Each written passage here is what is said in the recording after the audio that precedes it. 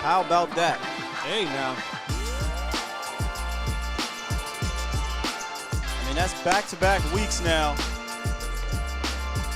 Come on.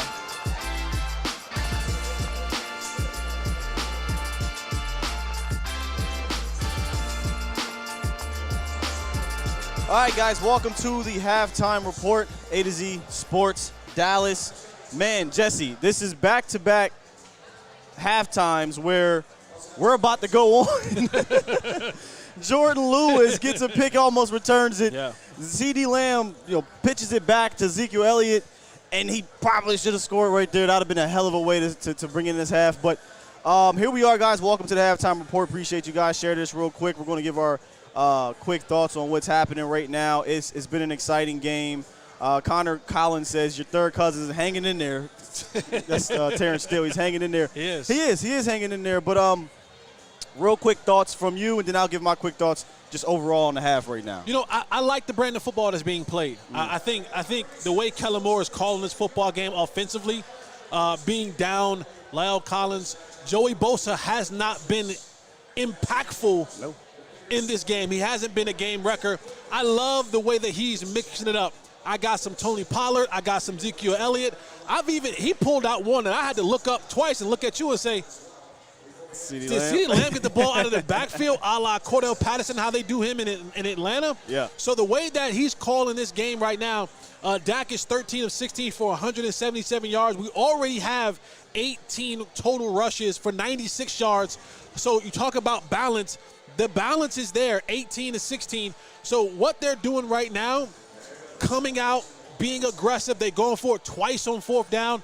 I am truly impressed and loving the way that Kellen Moore is calling this football game for the Dallas Cowboys today. To expand on the offense side of the ball, Dak has 13 completions to 7 different receivers. Yes. So he's spreading the ball around. It may not be one guy who has a ton of yards besides CD's, last catch. Right. But no one besides CD in that last catch, no one had over 30 yards. So I think he's doing a great job spreading around. Now, let me, now that I'm calmed down a little bit here, I hate to be this guy, Jesse, I do, but I think that penalties and stupid decisions for Dallas have crushed them in this half. First of all, the defense. Let me clap it up real quick. The defense, absolutely fantastic first half, ladies and gentlemen. I can't be more proud of the way this defense has played, and that's with Justin Herbert being, 99% completion, right? This is why I like what I'm seeing from the defense side of the ball. The number one thing I had on here was make him make contested throws. Yep. And he's had to do that. Get him off his spot. The pass rush has been phenomenal today. Oso Digizuwa's getting up there. Micah Parsons is looking like a really damn good defensive end today. Micah Parsons is creating a lot of pressure with that speed move up the field, back up under that tackle. And he's making that pocket collapse and making Justin Herbert have to be more mobile in the pocket. But both of these coordinators, Kellen Moore and Dan Quinn, yes, they're figuring out ways and trying to find ways to call the very best game they possibly can. And right now they're up 3 at half. The Chargers get the ball to come out of the halftime. But both of these coordinators have done a fantastic job so far in this football game. I said on Twitter, I've got to give Dan Quinn a kudos. Like, he's dialing it up today, shorthanded. Yeah. Shorthanded. And these guys, I have in my notes here, the defense is swarming to the ball. This looks like that Rod Marinelli, right? Remember how he used to say, hey, let them catch it and swarm to the rock? They're doing that. But I can't go on this halftime report without talking about the call. Seriously, that cost the Cowboys defense a turnover. I thought it was fantastic coverage by Curse. Tipped interception on Cook, on Herbert. He should have 2. Shouldn't be a touchdown possession there. So that's why I got to give the defense a great thumbs up. And then on the other side, fourth down. I love the call, by the way. I absolutely got to go for it. 4th and 5, 4th and 6 on that side of the ball. I'm not kicking a field goal. I'm not punting the ball. Go for it. And Asante Samuel Jr. grabs Cooper, and they don't call a call there. So it's still in that scary situation for me where it's 14-11, 3-point game. You don't want to put this game into the referee's hands because right now it looks like, hey, it's not going to go your way, so continue to play great football. But I got to ask you this, Jesse, and I got to ask you guys this. Even worse than the calls, Bones Fossil. I knew you was going there. Because, you can't do that. 4th and 20, you're about to give the ball back to your franchise quarterback, and you call a block punt? Yeah. I don't like the call at all, Jesse. I'm starting to question what has Bones Fossil done, or what type of influences. But he has way too much control. Too much. Like he does some stuff. You go, who let him do that? Like Mike is. But when he's on the headset saying, "Hey, we're going punt block," I need someone to go, "Hey, Kellen Moore." Someone to say, "Hey, hold on, Bones. We're about to get the ball back. Like, let's not dial it up right here. How about we do a punt return? Let's get the ball back, secure it, so that we can try to go down and get some points." He's been given a little bit too much free reign to do whatever it is that he wants, and he's costing his football team. Not only today, but in previous games, prior games before. I don't know how he's been able to get that much control. I'll even go back to last week.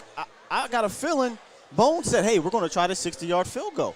Almost bit him in the ass again because the Bucs got the rock. So I don't know if he got naked pictures of Mike McCarthy. I don't know if I even want to have them. Like, think about that. Like, think about if you did own a couple of flicks of Mike McCarthy naked. I don't want them in my possession. He might want them for the power because somehow, some way, he has too much say on this team. Man. I don't understand it. Yeah. Real quick, though, shout out to Cedric Wilson. I know it was one catch, but, I mean, he only has one catch in the first half. But, God dang it, man.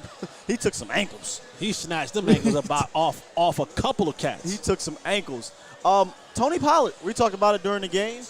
And they even mentioned it on the broadcast that they're trying to slowly but surely move along with Ezekiel Elliott throughout the season because it's a long season.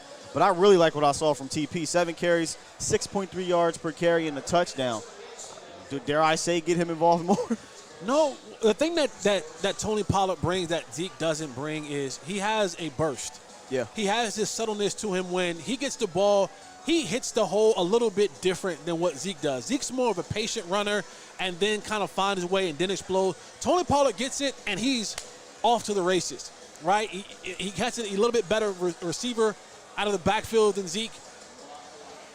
This iteration of Tony Pollard in this offense, to me, is about a year or two too late. Oh, yes. We should have been getting Tony, and I get it. You pay Zeke all his money. He's a phenomenal running back. I don't care. You want to win?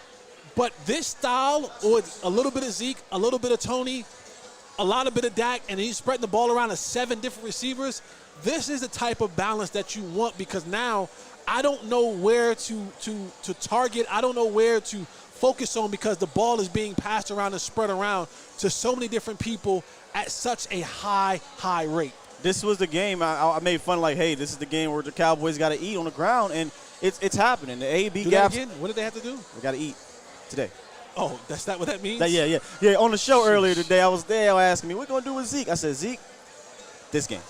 This is the game for Zeke. Anybody, really. With Zeke, it was TP, whomever the heck it is. You know, you got to eat today. So we need to see some more of that in the second half. They up, right? Okay. A little bit of that. So I'm thinking, what do you want to see Dallas do offensively, defensively heading into the second half? Same thing. Yeah, it's Same working. thing. Like, you don't have to change a thing. Maybe A-B. Please. One thing I don't want the Cowboys to get comfortable with, I said this in the pregame show, Austin Eckler out of the backfield. Yeah, speaking of him. When you want to bring pressure, and I get it, I understand it, but that leaves now Jalen Smith out there having to be in coverage against Austin Eckler. He kind of got going a little bit early. I just don't want to have Jalen Smith or Leighton Vander Esch in coverage against Austin Eckler. But Kellen Moore, continue the creativity, right? You're doing a good job. You know, even the early interception, Dax looked at it and said, that's on me. That's on me. I'll take that one. And defensively, continue to dial up pressure, continue to make Justin Herbert move off his spot, and make him throw the ball into contested areas. What a hell of an interception by Trayvon Diggs. Trevon Diggs. Trayvon Diggs. Like some receivers wouldn't have made that catch. And for him to go all hands diving to make that catch and hold on to it, that's an elite type play right there from a guy in his second year. I think he is really transforming into a true CB1, cornerback one. Like, he's obviously the Cowboys cornerback one, but this is now back-to-back games where Trevon Diggs is having an absolutely amazing game, and I can't wait to see the actual film to see how he did when it didn't go his way. But you're potentially talking about having a guy who can contain one side of the field then you can scheme up the other side. Right. Right now, what in my opinion, what's happening on the defense side of the ball is you're getting a lot of Mike Williams and Keenan Allen in the middle of the field. And that's Jalen Smith, LV, any of the linebackers and one-on-ones with AB and Jordan Lewis. I just make it be contested. Don't allow Mike Williams and these guys to get open in the middle of the field and then run up and turn up and score touchdowns. Right. Like, continue to get Herbert off his spot, even though it's crazy because Herbert's 17 for 20.